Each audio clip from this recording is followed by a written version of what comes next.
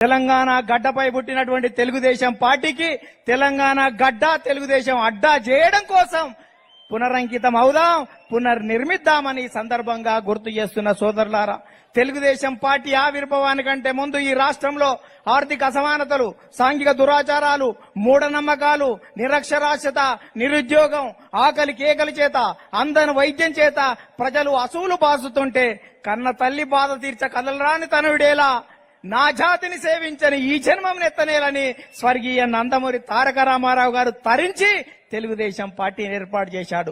Telugu Desam party పేదల కోసం, బీదల కోసం, బడుగు జనం కోసం, పల్లె ప్రజల కోసం, అనగారిన జనాల అభివృద్ధి కోసం పుట్టినటువంటి పార్టీ అని సందర్భంగా గుర్తు చేస్తున్నా. భూస్వాములు, ఆస్వాములు, జమీందారులు, జాగీర్దారులు, ఇవాళ పటేళ్లు, పట్వార్లు, దేశ్ముఖులు, దేశ్ పాండేలకు వ్యతిరేకంగా గడీల రాజ్యాన్ని అంతం చేసి గరీబోళ్ల రాజ్యాన్ని తెచ్చినటువంటి చరిత్ర తెలుగుదేశం పార్టీదని ఈ సందర్భంగా చేస్తున్నా. అందుకనే గుక్కెడు నీళ్లు లేక, బుక్కెడు మెతుకులు లేక, బక్కపానాలకు బారెడు బట్టలు లేక, గుడ్డి దీపాలతో గడ్డు కాలం అనిపించే గరీబోళ్ల బిడ్డల కోసం పుట్టినటువంటి పార్టీ తెలుగుదేశం పార్టీ అని ఈ సందర్భంగా మనవి చేస్తున్నా. అందుకే స్వర్గీయ నందమూరి తారక రామారావు గారు పార్టీ పెట్టినప్పుడు పేదవాడి గుడిసెని, కార్మికుడి చక్రాన్ని, కర్షకుని నాగలి పెట్టి ఇవాళ పసుపు జెండా పెట్టాడు. పసుపు స్వచ్ఛతకు, పవిత్రతకు నిదర్శనం.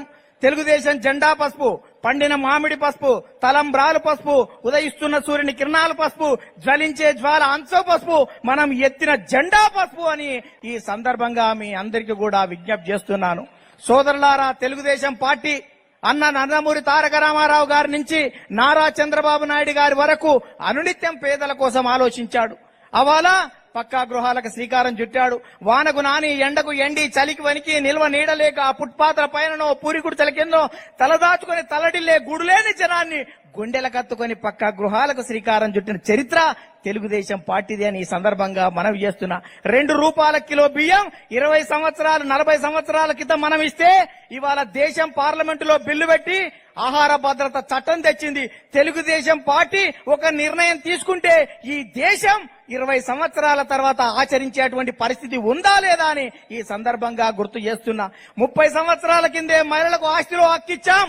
30 సంవత్సరాల తర్వాత పార్లమెంట్ లో బిల్లు వచ్చేటువంటి పరిస్థితి ఉంది అని ఈ సందర్భంగా ఇవాళ దేశంలో ప్రధానమంత్రి నుంచి ప్రతి ఒక్కరూ నా దేశం గొప్పది, మా దేశం వ్యాక్సిన్ కనుక్కున్నది, కరోనా వ్యాక్సిన్ కనుక్కున్న తర్వాత ప్రపంచ చిత్రపటంలో మేమున్నామని ఇవాళ ఎలుగెత్తి చాటుతున్న ప్రధానమంత్రి నుంచి పార్లమెంటు సభ్యుల వరకు అందరికీ సందర్భంగా గుర్తు చేస్తున్నా. ఆ మొక్క నాటింది మన విజనరీ లీడర్ నారా చంద్రబాబు నాయుడు గారని సందర్భంగా ఇవాళ దేశం తలెత్తుకునేటువంటి వ్యాక్సినేషన్ కు మూల కారణం నారా చంద్రబాబు నాయుడు. నారా చంద్రబాబు నాయుడు గారు దూరదృష్టి వల్ల ఇది సాధ్యమైందని సందర్భంగా గుర్తు చేస్తున్నా. అందుకే తెలుగుదేశం పార్టీ గ్రామాలకు రోడ్లు, రవాణా, త్రాగునీరు, సాగునీరు, ట్రాన్స్ఫార్మర్లు, సబ్ స్టేషన్లు, పాఠశాలలు, ప్రహరీ గోడలు, షాదిఖానాలు, దవాఖానాలు ఏర్పాటు చేసిన చరిత్ర తెలుగుదేశం పార్టీది. గ్రామాలకు మౌలిక సౌకర్యాలు ఇచ్చాం. ప్రజలకు సంక్షేమ ఫలాలు అందించినటువంటి చరిత్ర తెలుగుదేశం పార్టీదని సందర్భంగా మనవి చేస్తున్నా. తెలంగాణ ప్రాంతంలో ఇవాళ నిమ్న జాతులున్నారు. వాళ్లకు గనక విద్యను అందిస్తే వాళ్ళు అద్భుతంగా రాణిస్తారని విద్యకు ప్రాధాన్యత ఇచ్చి అక్షరం అభివృద్ధికి మూలం, అది అందరికి అందించడమే లక్ష్యమని నారా చంద్రబాబు నాయుడు గారు విద్యకు ప్రాధాన్యత ఇచ్చాడు. 23,000 పాఠశాలలు, 1,047 ఉర్దూ పాఠశాలలు, 40 రెసిడెన్షియల్ పాఠశాలలు, 4,352 అప్పర్ ప్రైవేట్ స్కూళ్లు, 906 ప్రైవేట్ జూనియర్ కళాశాలలు, 362 ప్రభుత్వ జూనియర్ కళాశాలలు, 131 ఇన్సెంటివ్ జూనియర్ కళాశాలలు, 1,295 డిగ్రీ కళాశాలలు, 275 బీఈడి, 276 ఎంసీఏ, 206 ఎంబీఏ, 188 ఇంజనీరింగ్ కాలేజీలు, 27 మెడికల్ కాలేజీలు, 27 ఫిజియోథెరపీ కాలేజీలు, 31 నర్సింగ్ కాలేజీలు, 31 ఫార్మసీ కాలేజీలు, 16 డెంటల్ కాలేజీలు, 16 నేచురోపతి కాలేజీలు, 14 ఏర్పాటు చేసినటువంటి చరిత్ర నారా చంద్రబాబు నాయుడు గారు. నారా చంద్రబాబు నాయుడు గారు 1,60,000 టీచర్ పోస్టులు భర్తీ చేశాడు. 60,000 విద్యా వాలంటీర్ల నియామకం చేశాడు. కిలోమీటర్కు ఒక ప్రాథమిక పాఠశాల, 3 కిలోమీటర్లకు ఒక ఉన్నత పాఠశాల, మండలానికి ఒక జూనియర్ కళాశాల, రెవెన్యూ డివిజన్ కు ఒక ఇంజనీరింగ్ కళాశాల, జిల్లాకు ఒక మెడికల్ కాలేజీ ఏర్పాటు చేశాడు. ఇలా 17% అక్షర శాతాన్ని పెంచి అక్షరం అభివృద్ధికి మూలం చేస్తే 17% అక్షరం పెంచింది. ప్రపంచ వ్యాప్తంగా ఉన్నటువంటి అవకాశాలని పునికి పుచ్చుకొని వెదికి పట్టుకునే దమ్మును మనకు నారా చంద్రబాబు నాయుడు ఇచ్చాడని ఈ సందర్భంగా గుర్తు చేస్తున్నా.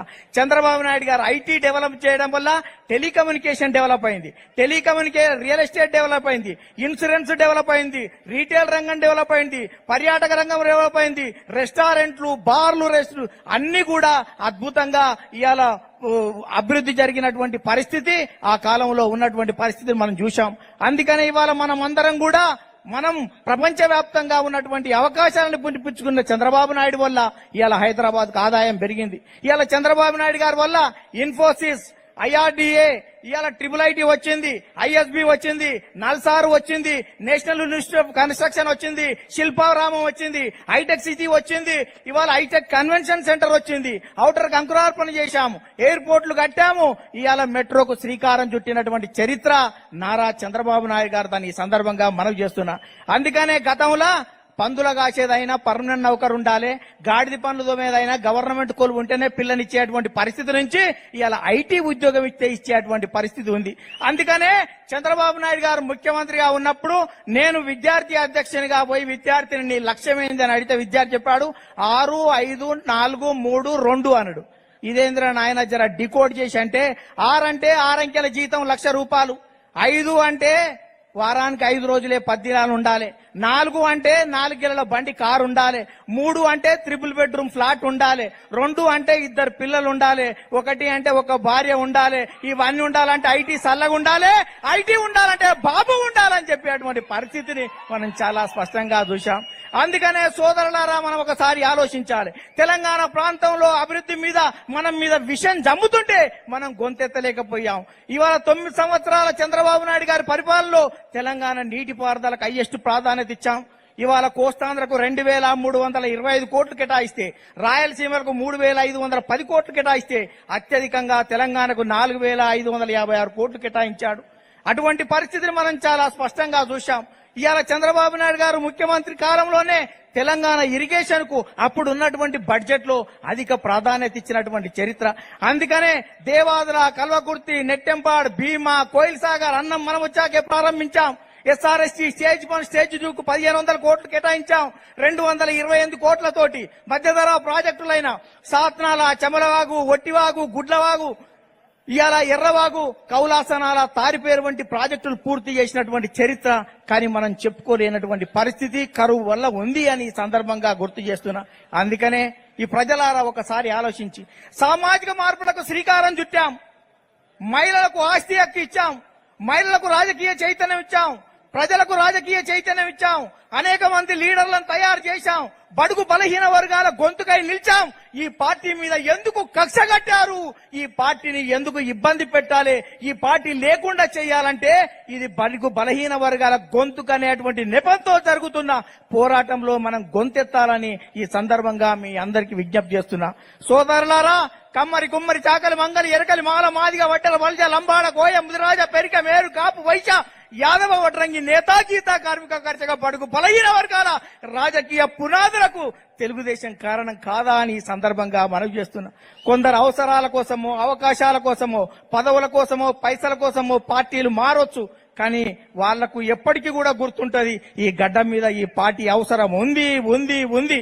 1982కు ఉన్నటువంటి పరిస్థితులు ఈ రాష్ట్రంలో ఉన్నాయి. ఇవాళ చూశాం, తెలంగాణ రాష్ట్రం వస్తే ఇంటికో ఉద్యోగం వస్తానది. ఇవాళ ఎవరికి రాలే, ఇంట్లో 5 ఉద్యోగాలు వచ్చినాయి. అయ్యా కల్వకుంట్ల చంద్రశేఖరరావు గారు నువ్వు ముఖ్యమంత్రి అయిపోయిన తర్వాత 150 మంది నిరుద్యోగులు ఆత్మహత్య చేసుకురు. ఖమ్మంలో సోండు సాహెబ్, నిజామాబాద్ జిల్లాలో నవీన్, నాగర్ కర్నూలులో గణేష్ చారి, వనపర్తిలో కొండల్, మహబూబ్ నగర్ జిల్లాలో కృష్ణ, నారాయణఖేడ్లో రామకృష్ణ, ఇవాళ చండూరులో పాకా శ్రీకాంత్, ఇవాళ బయ్యారంలో ముత్యాల సాగర్, ఇట్లా చెప్పుకుంటా పోతే 150 మంది అమరులు అయ్యారు. 30 వయసులో ఉస్మానియా యూనివర్సిటీలో నుదుటి మీద ముడతలు వస్తున్నాయి. నీ మంత్రులకు తిని తిని ఇవాళ నడుము మీద మడతలు వస్తున్నాయా లేదా అని ఈ సందర్భంగా చాలా సూటిగా అడుగుతున్నా.